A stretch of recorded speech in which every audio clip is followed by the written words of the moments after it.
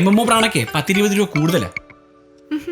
എന്നാലേ വൈകിട്ട് ക്യാൻസറിനെ കൈകൊട്ട് വിളിക്കുന്ന ഉണ്ണിയപ്പം തരാം. അല്ലെങ്കിൽ വേണ്ട, കിഡ്നിയുടെ പരിപ്പെടുക്കുന്ന പരിപ്പുവട ആയാലോ.